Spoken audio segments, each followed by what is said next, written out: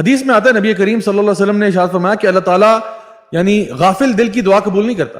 یعنی وہ جو ڈسٹریکٹڈ ہے، ایک بندہ مثال کے طور پہ ایک بندہ سوچ کچھ اور رہا ہے، دعا کچھ اور منہ سے نکل رہی ہے. مثال کے طور پہ ایک بندہ ٹی وی دیکھ رہا ہے، ٹھیک ہے، ایک بندہ ڈرامہ دیکھ رہا ہے، اور ڈرامہ دیکھ رہا ہے اور زبان سے کہہ رہا ہے ربنا آتنا فی الدنیا حسنہ وفی الآخرۃ حسنہ وقنا عذاب النار، ربنا ظلمنا انفسنا وان لم تغفر لنا. تسبیح پکڑی ہوئی ہے، لا الہ الا انت سبحانک انی کنت من الظالمین، لا الہ الا. اب دعا مانگ دعا رہا ہے لیکن دیکھ وہ ڈرامہ رہا ہے یا کرکٹ میچ رہا ہے یا فٹ بال میچ رہا ہے، توجہ اس کی ٹوٹل میچ کے اوپر ہے لیکن زبان چل رہی ہے، یعنی اس کو یہ بھی نہیں پتا وہ منہ سے کیا بول رہا ہے. تو نبی کریم صلی اللہ علیہ وسلم نے فرمایا کہ اللہ تعالیٰ اس طرح کے غافل دل سے دعا نہیں کی جو ہے نا دعا قبول نہیں کرتا کہ جو بندہ کانشیس ہی نہیں ہے کہ وہ مانگ کیا رہا ہے. تو جب بھی آپ دعا مانگیں تو دل سے دعا مانگیں، سوچ سمجھ کے دعا مانگیں، اللہ کے آگے گڑ گڑا کے دعا مانگیں. ایک بچے کو پتا ہے کہ ماں سے مانگنے کا طریقہ کیا ہے، تو کیا اے اللہ کے بندے تجھے نہیں پتا اللہ سے کیسے مانگتے؟ اگر تجھے واقعی کوئی چیز چاہیے اللہ تعالیٰ سے، تجھے کوئی چاہیے چیز اپنے رب سے، تو کیوں نہیں اس کے آگے گڑ گڑا کے اپنی فریاد کو پیش کرتا؟ اور یہ فریاد کو پیش کرنے کا جو ایٹیکیٹس ہیں، جو مینرز ہیں، وہ بھی میں آپ کو بتا دیتا ہوں. جب بھی آپ دعا مانگیں سب سے پہلے اللہ تعالیٰ کی حمد و ثنا بیان کریں. سبحان اللہ، الحمدللہ، اللہ اکبر، لا الہ الا اللہ، سبحان اللہ و بحمدہ عدد خلقہ ورضا نفسہ وزنۃ عرشہ ومداد کلماتہ. کوئی بھی اللہ تعالیٰ کی حمد و ثنا بیان کریں. اس کے بعد نبی کریم صلی اللہ علیہ وسلم پر درود بھیجیں. اللہم صلی علی محمد وعلی آل محمد کما صلیت علی ابراہیم وعلی آل ابراہیم انک حمید مجید، اور آخر تک اس کو پڑھ دیں. نبی کریم صلی اللہ علیہ وسلم نے فرمایا کہ جو دعا اس کے بغیر ہوگی نا، کہ پہلے جس میں حمد و ثنا نہیں تھا اور نبی کریم صلی اللہ علیہ وسلم پر درود نہیں تھا، تو وہ دعا جو ہے وہ ہوا میں معلق رہ جاتی ہے، یعنی کہ وہ پہنچتی نہیں آگے. تو اس لیے دعا مانگنے کے ایٹیکیٹس ہیں. جیسے دیکھیں ہم لوگ ایک چھوٹی سی مثال دے کے بات سمجھا رہا ہوں، حالانکہ اللہ کے لیے کوئی مثال نہیں ہے، لیسا کمثلہ شیء. ایک بچے کی مثال ابھی ہم لے رہے تھے نا، تو میں بچے کی مثال ہی دیتا ہوں آپ کو. ایک بچہ اگر اپنی امی سے واقعی میں کچھ چیز چاہتا ہے نا، اور بچہ تھوڑا سا سیانا ہے، تھوڑا سا سمجھدار ہے، تو وہ کہتا ہے میری پیاری امی، میری اچھی امی، آپ اتنی اچھی ہیں نا، آپ اتنی پیاری ہیں نا، امی آپ تو میری ہر بات مانتی ہیں، آپ نے تو مجھے کبھی نہ ہی نہیں کی، آپ تو اتنی اچھی ہیں امی، آپ تو مجھے ہر وقت دیتی رہتی ہیں. تو اچھا امی مجھے نا چاکلیٹ لے دینا. تو پھر ماں کہتی ہائے ماں صدقے میں کیوں نہیں لے کے دوں گی تجھے. تو ماں اس کو چاکلیٹ لے دیتی ہے، کیونکہ بچے نے اتنی تمہید باندھ کے دعا کی ہے نا، مطلب تمہید باندھی اتنی لمبی چوڑی، اور پھر فریاد اپنی پیش کی. تو یہ ایٹیکیٹس ہوتے ہیں، یہ آداب ہوتے ہیں، یہ مینرز ہوتے ہیں. تو اللہ تعالیٰ کو پسند ہے یہ بات کہ پہلے اللہ تعالیٰ کی حمد و ثنا بیان کی جائے. پہلے بندہ اللہ کو ایکنالج تو کرے اللہ کون ہے، پہلے دیکھو مانگ کس سے رہے ہو. جیسے میں نے ابھی آپ کو بتایا کہ جو یوم عرفہ کی دعا نبی کریم صلی اللہ علیہ وسلم نے سکھائی ہے وہ یہ ہے کہ لا الہ الا اللہ وحدہ لا شریک لہ لہ الملک ولہ الحمد وہو علی کل شیء قدیر. یہ بھی اللہ تعالیٰ کی حمد و ثنا ہے.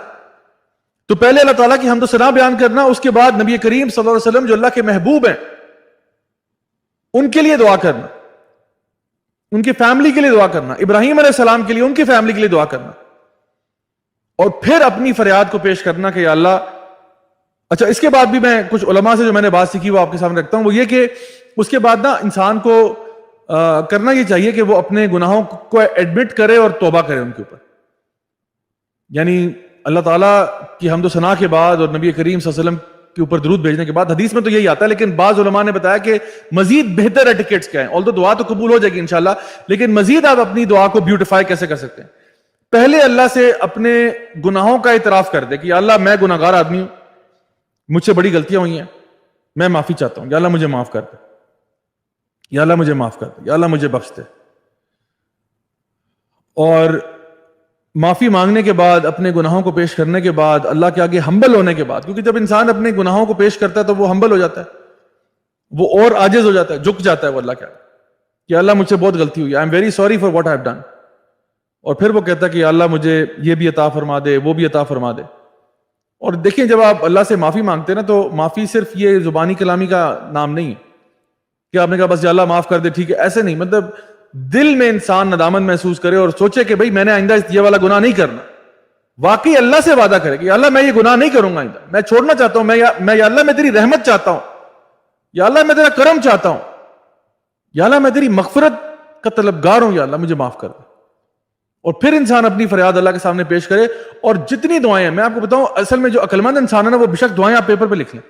آپ دعائیں نا کہ میں نے اپنے ابو کے لیے دعا کرنی ہے، امی کے لیے دعا کرنی ہے، بہن بھائیوں کے لیے کرنی ہے، بیوی کے لیے کرنی ہے، بچوں کے لیے کرنی ہے، اپنے کریئر کے لیے کرنی ہے، اپنے رزق میں اضافے کے لیے کرنی ہے، اپنے فیملی کے جو بھی آپ کی دعاؤں کی لسٹ ہے نا، وہ لسٹ بنا کے آرام سے سارا دن بیٹھ کے جب آپ کو موقع ملے یہی شروع ہو جائے.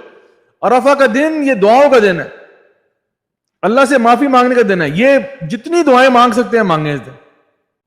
اور جب بندہ اللہ سے نہیں مانگتا تو یہ اللہ کو ناپسند ہے، کیونکہ الدعا هو العبادہ، دعا بذات خود عبادت ہے. اور اللہ نے ہمیں کیوں پیدا کیا؟ وما خلقت الجن والانس الا لیعبدون. اللہ سبحانہ وتعالیٰ سورہ زاریات میں فرماتے ہیں کہ اللہ نے پیدا ہی کیا عبادت کے لیے، اور دعا بذات خود ایک عبادت ہے. تو جتنی زیادہ آپ دعا مانگتے ہیں اتنا زیادہ آپ اپنے مقصد میں بھی پورا ہو رہے ہیں. تو اس لیے my dear brothers and sisters, پہلے سے نا دعا کی لسٹ بنا لیں اور سوچ لیں کہ میں نے انشاءاللہ 9 ذو الحجہ کو جتنی زیادہ دعائیں ہو سکتی ہیں میں نے اپنے رب کے آگے مانگنی ہے، اور اللہ کے آگے اپنی فریاد رکھنی ہے اور گناہوں سے توبہ کرنی ہے. تو ایک تو ایٹیکیٹ یہ ہے کہ جب آپ دعا مانگے تو دھیان سے مانگا کریں. دوسری بڑی اہم بات یہ ہے کہ جب بھی آپ دعا مانگتے ہیں تو بڑی سے بڑی دعا مانگیں. اللہ کے دینے میں تو کوئی کمی نہیں ہے نا، ہماری سوچ میں کمی ہو سکتی ہے یقیناً، لیکن اللہ کے دینے میں تو کوئی کمی نہیں ہے. آپ بڑی سے بڑی دعا مانگیں. انسان کیوں اللہ سے چھوٹی دعا مانگ کے جو ہے نا اسی پہ بس کہ ہاں یہ اتنا ہی ٹھیک ہے. اور یہ بھی اللہ کو پسند نہیں ہے کہ انسان جو ہے نا وہ اللہ سے دعا مانگے اور شک کی حالت میں دعا مانگے کہ اللہ مطلب اگر تو نے دینا ہے تو دے دے، نہیں دینا تو کوئی بات نہیں، چلیں ہو ہی جائے گا، دیکھ ہی لیں گے. آپ کہیں اللہ مجھے عطا فرما دے، یا اللہ تو ہر چیز پر قادر ہے، یا اللہ مجھے عطا فرما دے، یا اللہ یہ تیرے قبضہ قدرت میں ہے، تیرے لیے کوئی مشکل نہیں ہے، اللہ مجھے عطا فرما دے. تو دعا کے 3 نتائج ہوتے ہیں. نبی کریم صلی اللہ علیہ وسلم نے فرمایا یا تو دعا قبول ہو جاتی ہے الحمدللہ، یا اگر دعا اسی ٹائم قبول نہیں ہوئی یا کچھ عرصے میں قبول نہیں ہوئی تو اس دعا کے بدلے آپ کی لائف میں کوئی آنے والی مصیبت ٹل جاتی ہے. یا پھر یہ ہوتا ہے کہ اللہ تعالیٰ وہ دعا جو ہے اس کی کمپنسیشن آپ کو جنت میں دے دیتا ہے. اور ایک اور حدیث میں آتا ہے کہ انسان جنت میں جب داخل ہوگا تو اس کو اس کے انعامات دکھائے جا رہے ہیں، اس کو اس کے ٹریجرز دکھائے جا رہے ہیں، پھر اس کو کچھ اور انعامات دکھائے جائیں گے، کچھ اور ٹریجرز دکھائے جائیں گے. اور جب وہ ان کو دیکھے گا تو وہ حیران ہوگا کہ یا اللہ میرے تو اعمال کے جو بدلے میں ملنا تھا وہ تو ختم ہو چکا، یہ کہاں سے آ رہا ہے سارا کچھ. تو اللہ تعالیٰ فرمائیں گے کہ یہ ان دعاؤں کا نتیجہ ہے جو تیری دنیا میں قبول نہ ہو سکی.